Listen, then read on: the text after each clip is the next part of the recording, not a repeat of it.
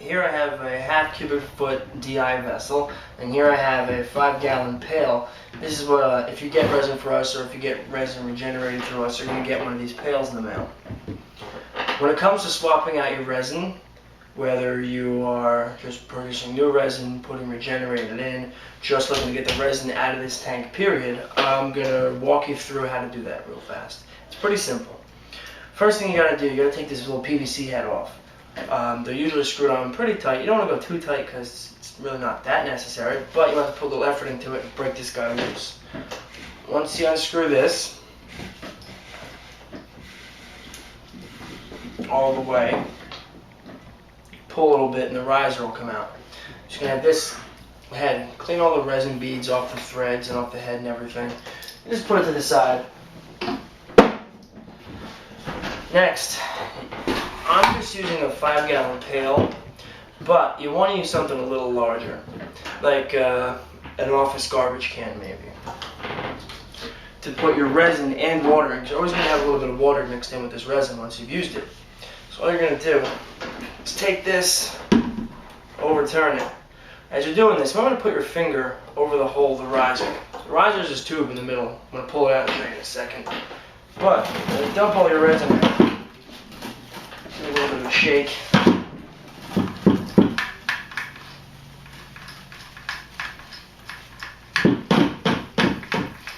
And a half cubic foot, just about fill up a 5-gallon pail. That's why I said you might want to go with something a little larger when you're going to have water in it.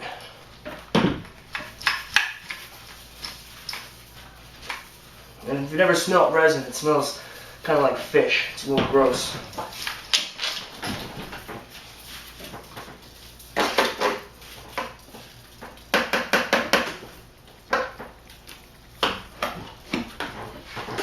Make sure you get all the resin out.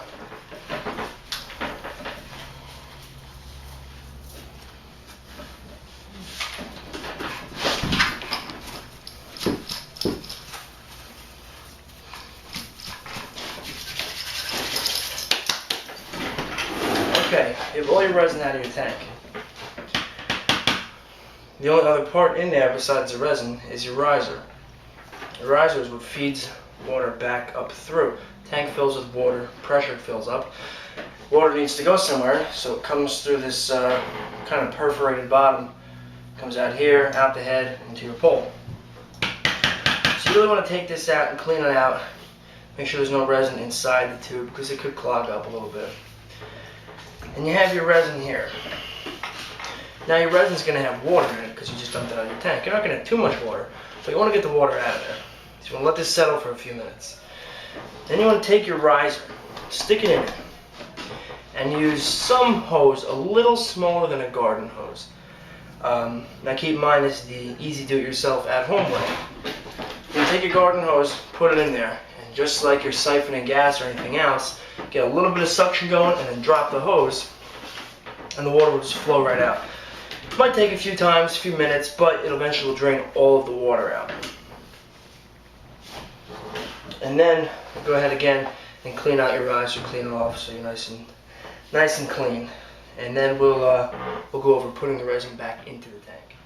Another thing you might want to do when your tank is empty and you don't have any resin in here and you have a little bit of time, fill the tank up with water, dump about a cap full of bleach in there, a couple ounces, not much. Let it sit for a few hours. That'll eat any bacteria that's forming in the tank, and fill it right to the tippy top so it gets all up underneath here, everywhere. It gets all that bacteria out. Let it sit for a few hours and just dump it out. Now, when you're putting your resin back in, or putting any resin in, you always just want to make sure your riser's been cleaned, clean out the inside of it. You're going to put the riser in first. Riser's in the tank. You want to take a little piece of tape. You can use Scotch tape, that blue painter's tape, duct tape, masking tape, anything. Put a little bit of tape over the top of the riser. That'll ensure that no resin gets into the riser.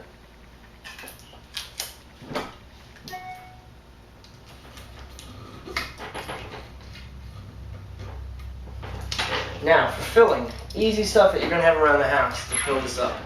As you can see, it's maybe a 2.5, 3 inch hole. If you don't have a funnel laying around, this would works just as well. Take a milk jug, you cut the bottom off of it. Fits right in there. And from there, just go get a little red Solo cup. Take your new resin, just let it go right in. Have to do a little bit of jiggling, but it all goes in. It's going to take a little while because, you know, a brand new half cubic foot of resin is about 5 gallons. So, it isn't the fastest process in the world. But it goes like that. Now I'm about 3/4 way through the bucket, the resin back in. It's getting kind of high to the top, so you just want to pick it up, go like that, and it'll pack it all down. Give it plenty more room.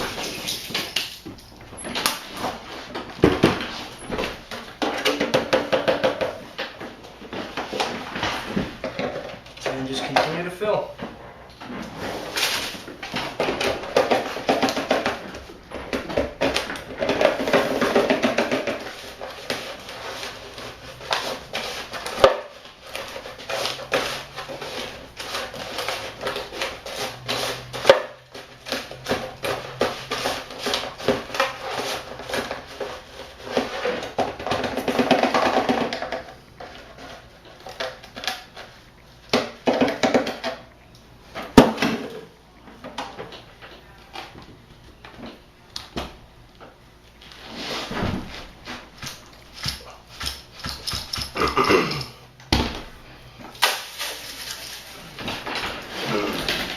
Alright, once you got all your resin in here, don't worry if you spilled a little bit on the floor. It's not a big deal.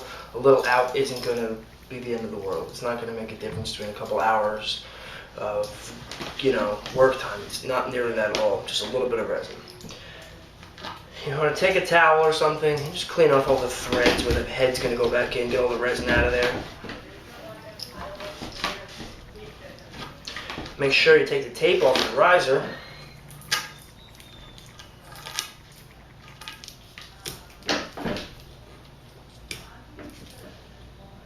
You don't want anything to get gummed up in there, so make sure you get it all off.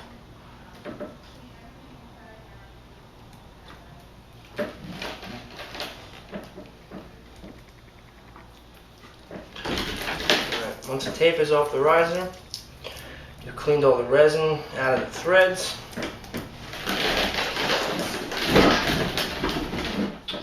Just going to throw the head back on. Make sure there's no resin on that either. Make sure the riser lines up with this center hole. It's the biggest of the three. Just kind of feel with your finger.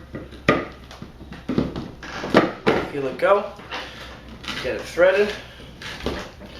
And just put it on nice and snug.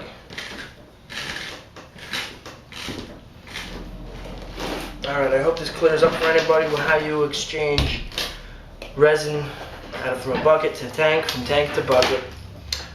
Again, if you have any questions, feel free to call the hotline. And like I said before, remember we also have for sale virgin and regenerated resin, as well as resin regeneration.